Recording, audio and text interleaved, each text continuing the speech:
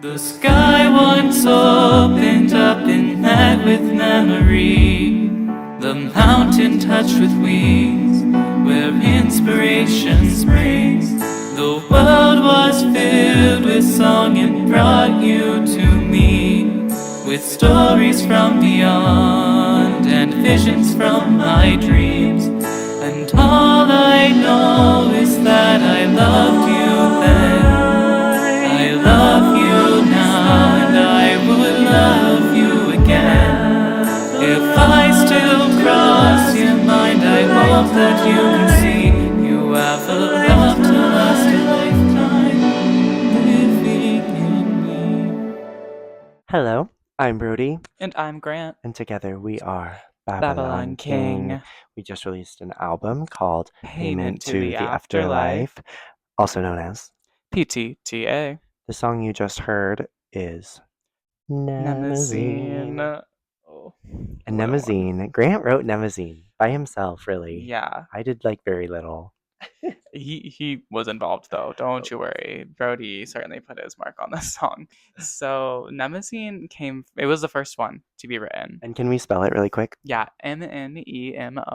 Syne. Oh, was that like a we thing? That Like was it you together. included? Oh, my bad. Ready? Sometimes he challenges me. Mnemosyne. Mnemosyne. We love Greek mythology because the Yeah. names are so hard to say. Yeah, some people say Mnemosyne, and I am not going to fight them on that. I simply didn't choose that pronunciation. Mezzanine, No, Mnemosyne, yeah, no one, no, those are all wrong. Those are Mnemosyne. definitely wrong. And And it's like our so, name, it's really hard to say. yeah, Bablinking. Bibelunking. And so it was the first one. It was written in I think 2022, which feels like forever ago, like October of 2022. And this was before the album was even a Even a thought. concept, but this was like the seed that grew into an album that is much different and much better than just the song alone. And yeah, so to just like tell a bit of the story of the song, it is about the goddess of memory who at some point has nine girls, nine beautiful baby girls with Zeus, but it was only lightly based on the myth. And so, in order to tie it in, I did a lot of research, probably the most research I did for any of the songs because I just didn't know what I was doing.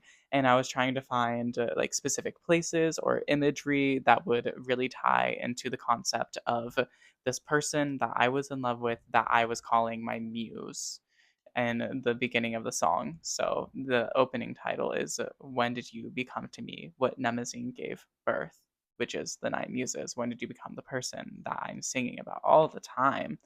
Which was really just this one song.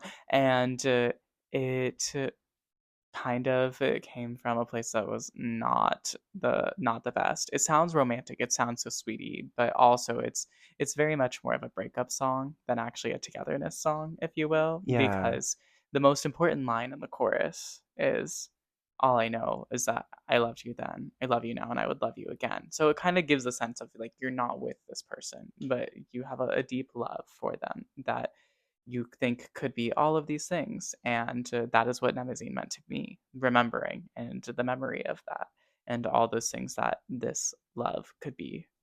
So that's kind of the overall story itself. And I did write it for a class. It was an assignment, admittedly.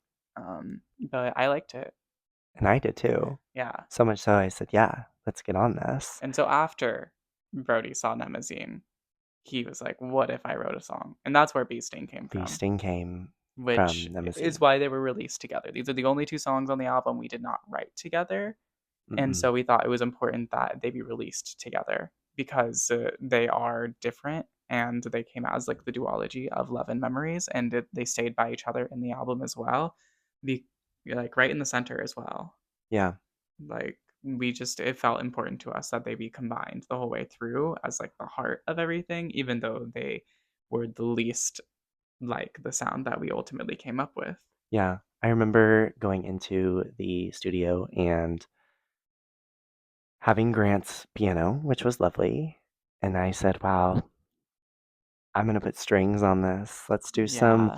Let's do some synths, let's do some fun things with it. And I remember doing the bridge a lot which was kind of my project, was figuring out what are the instruments doing, what are the strings doing in order to get to the key change at the end, Yeah, the bridge originally had lyrics, which ultimately got which got nixed. cut because Yeah. it was probably just like one of the hardest lines to feel comfortable about leaving in. I think there was something a little bit vulnerable in what the words were, and also just like not as good as the rest of the song.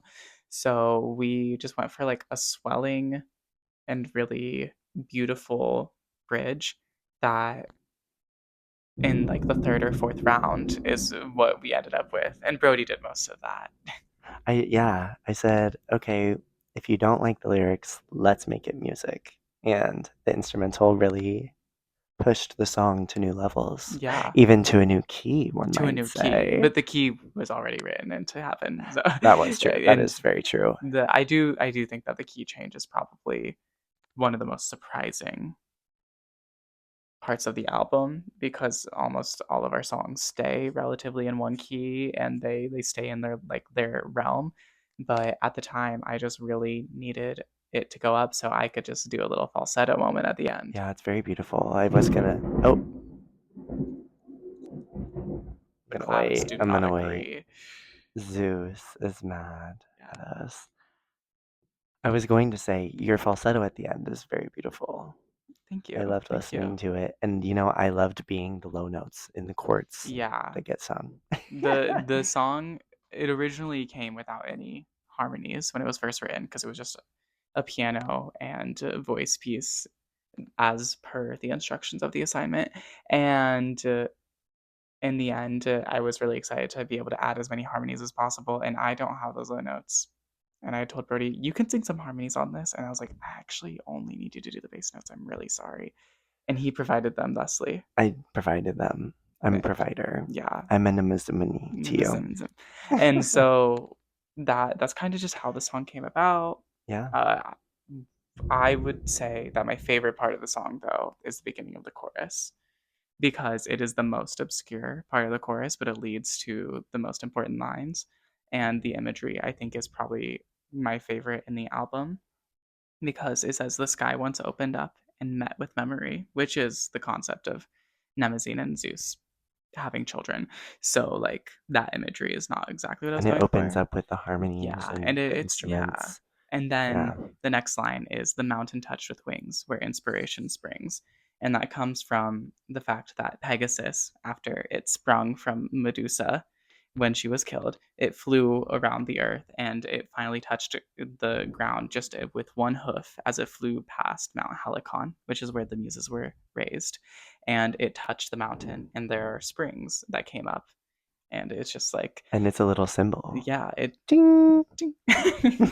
it was a really the most like a researched line that didn't mean that much to the song, but it was really fun. And I'd say that's my favorite part. You can stream Mnemosyne now, as well as our album, Payment Payment to to the the Afterlife. afterlife. We are Babylon Babylon King. King.